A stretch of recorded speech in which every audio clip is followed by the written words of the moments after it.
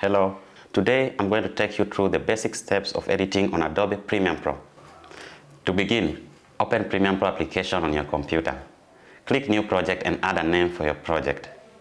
Next to Location, select where you would like to save your project file. Today, we'll be saving to the desktop. Click OK and then you are taken to the blank Premiere Pro interface. The media browser is where you can access your videos, audio, and titles. The effects control box is where you can skim and select your video clips. The viewer is where you play back your video projects. The magnetic timeline is where you edit your video project. Now, we are going to start editing and create our first sequence by going to the media browser and right-click, New Item. Then Sequence. In the New Sequence menu, keep editing mode as default, then change the time base to 24 frames per second. Click OK, and you are brought back to the main interface. Let's begin by organizing our project and right-clicking in the media browser to create new bins. One bin will be for video and the other one will be for audio. To drag the footage in your Premiere Pro, we are first going to move it from the SD card into the computer. If you used your phone to record, transfer your footage from your phone to your computer. Open the folder with your footage and drag the file you want to use in your video bin. If you recorded with a separate microphone, drag the audio file into your audio bin to keep organized. Today, we'll just use the audio from our lavalier microphone attached to the camera. We want to make sure all of our videos is in the same frame rate. So, select all the videos in the clips in the media browser by using Shift-click, then right-click, Modify and Interpret Footage. Click Assume this frame rate. Change to 24 frames per second, then click OK. If you double-click a video in the media browser, it will appear in the Effects control box. To select the portion of the video you want to appear in the timeline, select your start point and press I. Then select the end point and press O. Drag this selection to the timeline. If you want to use the whole video, drag and drop the whole video from the media browser into the timeline. You can do the same for any audio clips that you recorded on a separate microphone. In our timeline, we have shorts and sequences. A short is a continuous and uninterrupted recording. Once the camera stops recording, the short comes to an end. A sequence is a series of shots that are edited together to create an illusion of one fluid action. This illusion is sometimes called invisible editing, which is when you record one action multiple times in a long shot, then repeat in a medium and close-up shots.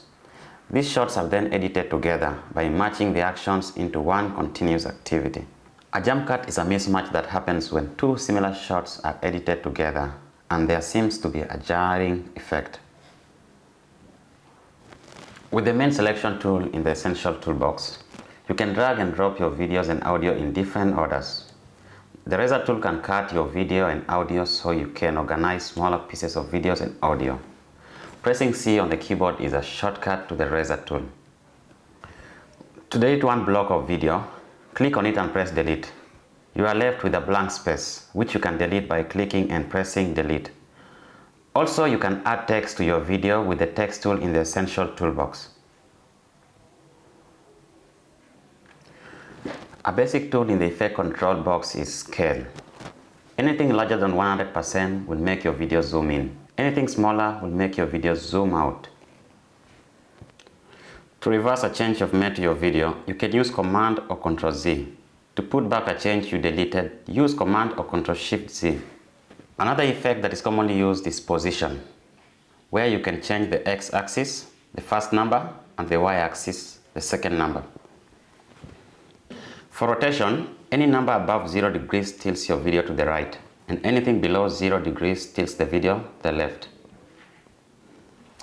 You can also change the opacity of your video from 0 to 100%. Opacity refers to the degree that your video is see-through. You can get creative with opacity and drag one video on top of another and adjust its opacity. In the timeline, you can speed up, slow down, and reverse your videos by right-clicking your video and going to speed duration. Anything above 100% will speed the video up. For example, 200 will play your video at 2 times speed. Anything below 100% will slow the video down. Reverse speed will play your video backwards. To add audio or music, drag your audio file from the media browser into the timeline. This is how you are able to add voiceovers, which happens when someone narrates over video. You can change how loud the audio is by selecting it in the timeline and adjusting the decibels in the effect control box.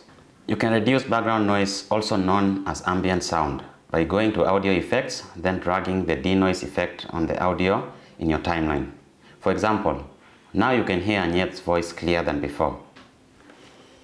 There are many more audio effects that you can get creative with and adjust in the effects control box. For video transition, click on the video transition folder and drag the transition you want to the beginning or end of your footage. Before you add any transition, there are cuts between each videos in your timeline.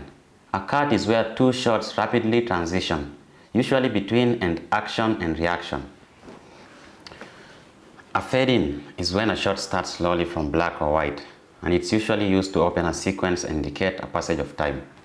A fade-out is when a shot ends slowly to black or white, and it's usually used to end a sequence. A wipe is when a new shot pushes a previous shot out of the screen, horizontally, vertically, or diagonally. Like audio effects, there are many more video transitions you can add and adjust in the effects control box. I hope you had a great time learning the basics of editing with Adobe Premiere Pro, and I cannot wait to see what you create.